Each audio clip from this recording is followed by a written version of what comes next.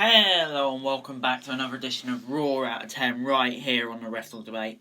It is Championship night on Monday Night Raw with 4 titles on the line. So will we see a championship change right here tonight? Raw kicked off with Drew McIntyre in the ring. Before Drew could talk, Dolph Ziggler came out and said AJ Styles was now on SmackDown while Dolph and Robert Roode were now on Raw. Dolph went on about how he picked Drew up in the lowest point of his career, and for that Drew owed Dolph a title shot. Drew fired back, calling Ziggler an entitled jackass, then asked him if he really wanted the match, knowing how strong Drew was. Dolph was quiet and Drew accepted the title challenge at Extreme Rules. I really didn't like this. I think the Bobby Lashley story is building up perfectly to the second match at Extreme Rules, and now we're just getting an irrelevant match that everyone knows McIntyre's going to win, so I'm going to give this a 5.75 out of 10. Nia Jax came to the ring next, but R-Truth interrupted, saying that he had a match with the Ninja Clan leader Akira Tozawa for the 24 title. He then mistook Nia for Tozawa in disguise, but then Ninjas and Tozawa sneaked up and chased Truth away. Nia tried to speak again, but then Charlotte came out to mock Nia for throwing a hissy fit after losing 2 title matches against Asuka. Then a group of officials came out to separate them. The Queen suffered a fake injury during the brawl. Call me a goof, but I like this. I love R-Truth. And this Nia stuff wasn't even too bad, so I'm going to give it a 6.5 out of 10. The Street Profits and the Viking Raiders were then set for their tag team match. However, before the match started, Zelina Vega's gang of losers said they were plotting something as the 2 teams headed out to the ring. Then we got the match. Dawkins and Ivar started us off in the first title match on Raw, and the Vikings were in control early as Eric tagged in and tossed Ivar into Dawkins before Ford was tagged in. Ford hit a huge dive over the ropes, but was caught by a powerbomb by Eric and tossed into Dawkins on the outside. We then returned to Raw after the ad breaks to see the Profits had hit the Viking experience on Eric, but the pin was broken. Montez Ford took a big boot and tagged Dawkins before the 4 of them did cartwheels because Profit Raiders, yay. Dawkins was then taken down and Ivar went for a splash, but he missed it. Eric was wiped out and then Ford hit from the heavens splash on Ivar for the win. After the match, they all became friends. I'm going to give this a 6.25 out of 10. It was an alright match, nice to get this story finally done with, but the question is, where do they go from here? Backstage, Seth Rollins was waiting to send a message to Mysterio. Seth was on screen, and after the break he said that anything that happened to Rey or his son wasn't his fault and was indeed Rey's fault.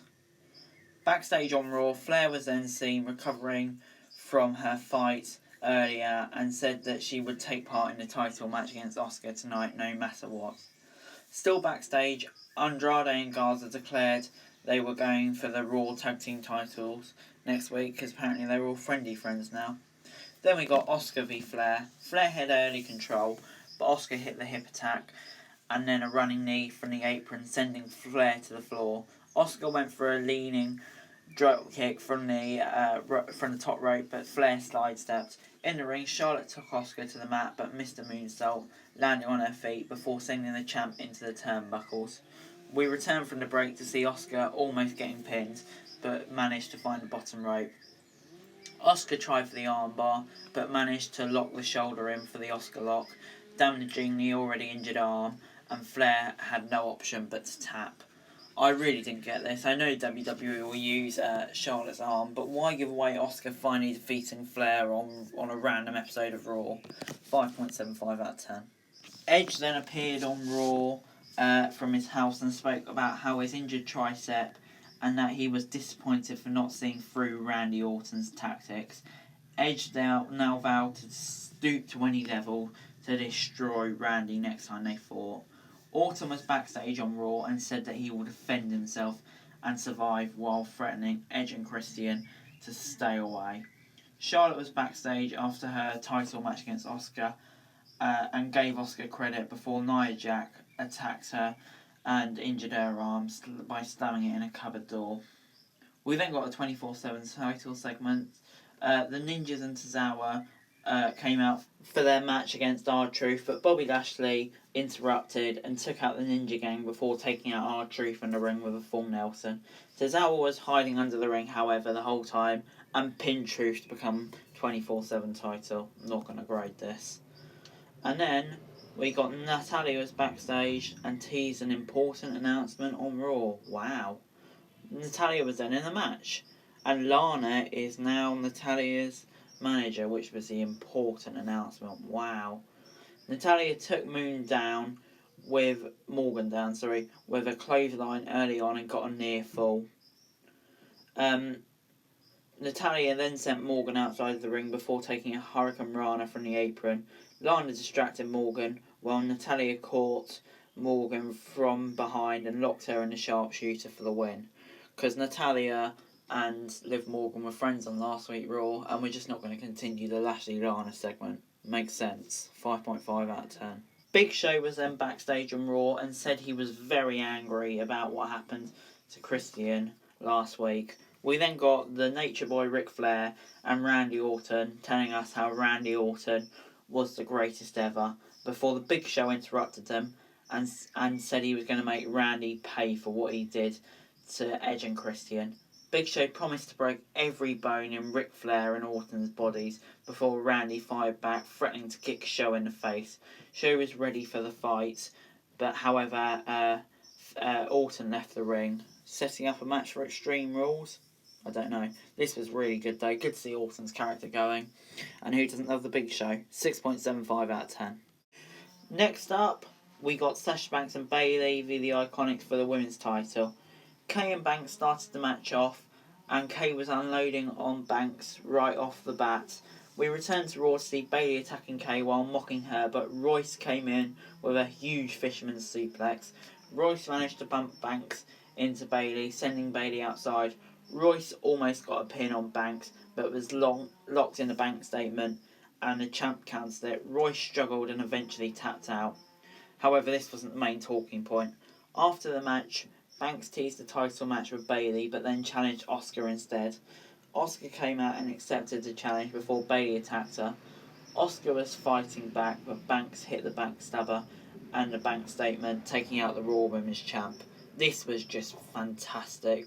The tension between Banks and Bayley was palpable, and to have a swerve like that was fantastic. 7 out of 10.